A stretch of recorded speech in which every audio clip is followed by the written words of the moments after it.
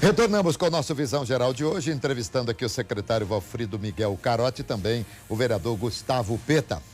E quando a gente foi para o intervalo, nós conversamos aqui, eu vou pensar uma frase aqui dita pelo Valfrido.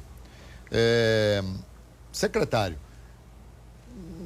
nos disse há pouco aqui que hoje na política e na administração não tem espaço para amador, mas é uma coisa muito profunda que você falou. Não, sem dúvida. A gente que está atuando na área pública e na área administrativa sabe que a complexidade hoje do setor público exige profissionais nas áreas.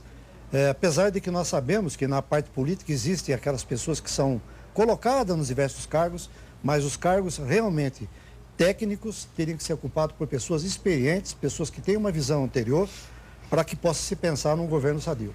O Peta, nessa linha, você enquanto vereador, e claro que você, imagino que seja, você é um pré-candidato à reeleição e pela história política e pela idade que tem, imagino que você procure galgar degraus ainda mais altos dentro da sua vida pública. Vocês estão, assim, em constante estudo, procurando se inteirar de todas as coisas? Porque o cara que se forma médico, e quando ele terminou a faculdade de medicina, ele fala, ufa, agora eu vou estudar.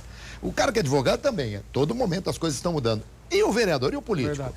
Eu sempre acho que em qualquer área que você atuar, e na política, na área pública ainda mais, você precisa passar por um processo constante e pleno de educação, de aprimoramento. Eu mesmo lá atrás fiz o curso de jornalismo, mas no momento que eu fui eleito... Você é jornalista também? Sim. No momento, Alberto, que eu fui eleito vereador, eu prestei o vestibular e fui fazer o curso de Direito. Então hoje eu estou no 5º semestre, no 6º semestre de Direito na PUC aqui de Campinas. Por quê? Não necessariamente precisaria fazer o curso de Direito, poderia fazer outro curso. Mas eu considerei que seria importante para a minha formação também na área política e também para outras atividades que eu possa vir a fazer, a formação no direito. Mas não precisaria necessariamente fazer um novo curso superior, mas o fato é que eu acho que na atividade da vereança e principalmente quando você ocupa um cargo no Poder Executivo, você precisa sim conciliar capacidade técnica, conhecimento técnico com também o conhecimento político, o entendimento político. Isso é fundamental, não pode ser uma coisa só e também sem agregar também a outra. Tem que ser uma conciliação. O nosso secretário aqui, por exemplo, ele tem um conhecimento técnico aprofundado de formação, mas em algum momento da vida dele ele foi vereador, não foi isso?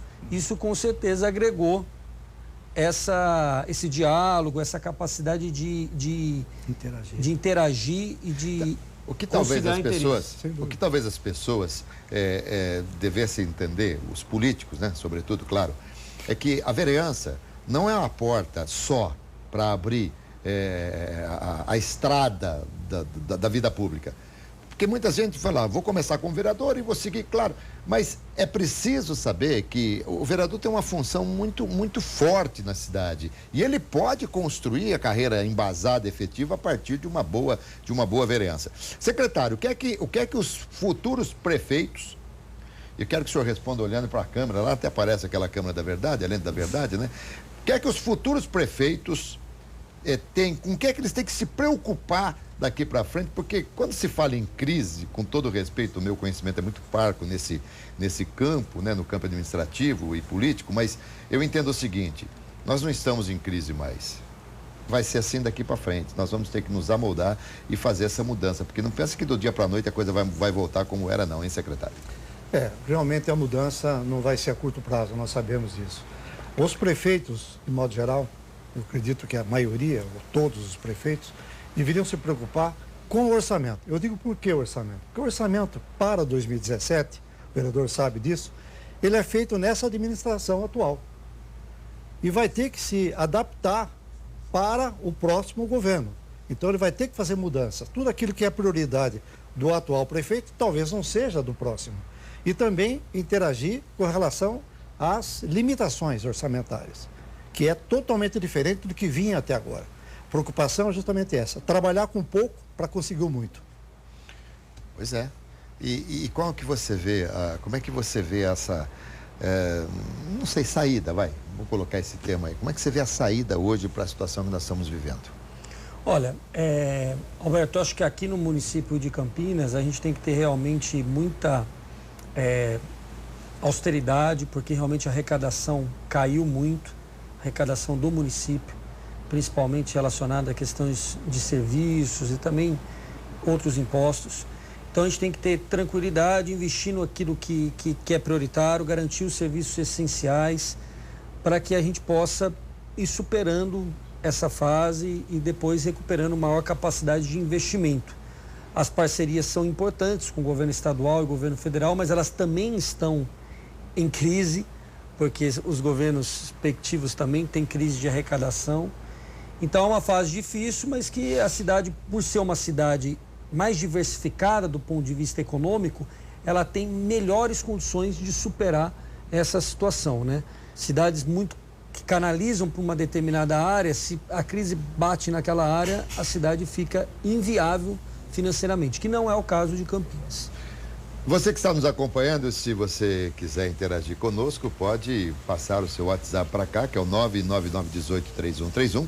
Você manda, faz a sua pergunta. Se nós não tivermos feito a pergunta aqui, no final a gente coloca também aqui para os nossos convidados. A arrecadação caiu. Nós estamos num momento muito difícil e vamos ter que encontrar alternativas. São praticamente 12 milhões de desempregados. E eu acho que isso aí é o ponto crucial, porque você não tem um salário, esses desempregados deixam de pagar os planos de saúde, e quando você não tem um plano de saúde, você recorre muito mais ao SUS, e o SUS também, e o INSS também não é recolhido. Enfim, isso é uma bola de neve, tá certo? Isso é uma bola de neve. Não dá pra gente fazer um mutirão nesse país aqui, ao invés de se investir 50 bilhões em aumentos em 5 anos para vários cargos públicos, será que não dava para aproveitar esse dinheiro de maneira mais inteligente? Secretário de Finanças, por favor. Sem dúvida, mas um ponto importante que eu acho hoje, um momento propício para isso, é para a mudança do Pacto Federativo. Hoje, a União fica com muito, o Estado fica como intermediário e o município fica com pouco. E o município fica enfrentando realmente os problemas sociais que aumentam significativamente em função do desemprego. Eu estava comentando contigo a respeito da judicialização. Sim, isso é uma coisa... O mesmo que está acontecendo com Campinas. O que está acontecendo com Campinas está acontecendo com todos os municípios. Os municípios estão sendo procurados hoje para atender questões de internação, cirurgia, remédios, de uma maneira assim muito anormal. Para ter uma ideia, em Itu, eu gastava em 2006, 2007, em torno de 300 mil ano. O ano passado, 9 milhões e meio, a expectativa desse ano é 15 milhões de reais. Quer dizer, nós estamos realmente dentro de uma linha para atendimento pleno daquele que hoje não tem a mesma atenção por parte do SUS e por parte do Estado. Inclusive, você me contou uma história que eu acho, história não, né? História com H, o que aconteceu de uma pessoa que, numa cirurgia de mudança de sexo, o SUS não pagou, foi isso? Não, o SUS não pagou, a pessoa, logicamente, buscou os advogados. Sim. Os advogados entraram com uma solicitação via Ministério Público e a Prefeitura foi penalizada a pagar uma cirurgia de mudança de sexo, logicamente, se colocando contra aquilo que a própria população precisava muito mais. Mas, infelizmente, nós somos obrigados a atender. E foi obrigado a pagar? Sim, sim. Porque o SUS não paga esse tipo de cirurgia. Não é que não paga, ele deveria até pagar, porque o município não poderia ser prejudicado deixando de atender a saúde básica para atender um caso específico de uma coisa que não é prioritária para o município. Mas, infelizmente, nós temos que obedecer ao Ministério Público. Aí é uma questão até de regra, porque eu entendo o seguinte, a prioridade normalmente é eleita pela própria pessoa, né? Isso para mim é prioritário. Então, muitas vezes, o que é prioritário para as pessoas não é prioritário para a população. Então, isso é uma questão de regra que a coisa deveria seguir. Gustavo Peta, PCdoB. Um dia ainda vou te trazer aqui para a gente conversar sobre filosofias de partidos e tal. Mas você foi deputado federal num período anterior à votação do impeachment. Se você estivesse lá naquele dia, você tivesse que votar, primeiro você ia fazer um discurso em nome de fulano de tal, em nome da minha família tal, não sei o que. Você ia fazer isso também ou não? Não. Não.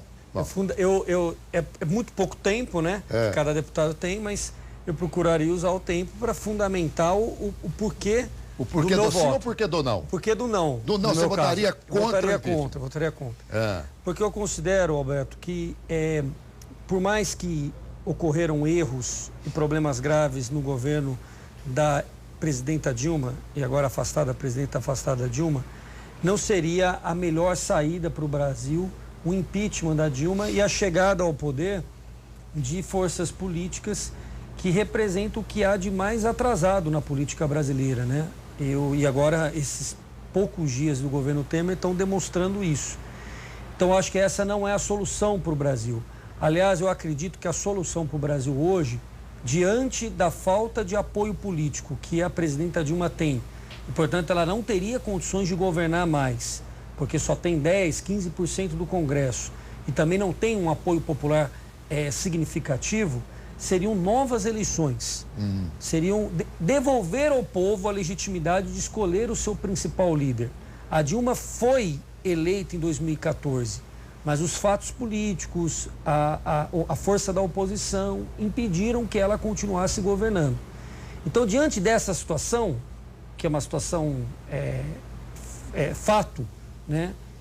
E diante da falta de legitimidade do vice, eu acredito que a melhor saída para o Brasil seria a convocação de novas eleições. Você demoraria mais um pouco, mas quem fosse eleito teria força política para liderar o Brasil num momento tão difícil. O que vai acontecer, na minha opinião, agora é que a Dilma não volta. Tudo indica que o Senado irá confirmar o afastamento e o impeachment definitivo. E o Temer será presidente sem força, sem legitimidade, questionado nas ruas, criticado. Então, o melhor seria devolver ao povo convocando novas eleições. Tá. Eu vou para o intervalo. Na sequência, eu quero saber do secretário se esses poucos dias de governo Temer, se teve algum reflexo, se teve alguma coisa na economia. A gente volta já já com o nosso Visão Geral de hoje, entrevistando aqui Valfrido Miguel Carotti, secretário em Itu, e Gustavo Peta, vereador em Campinas. Aguarde, está de sol.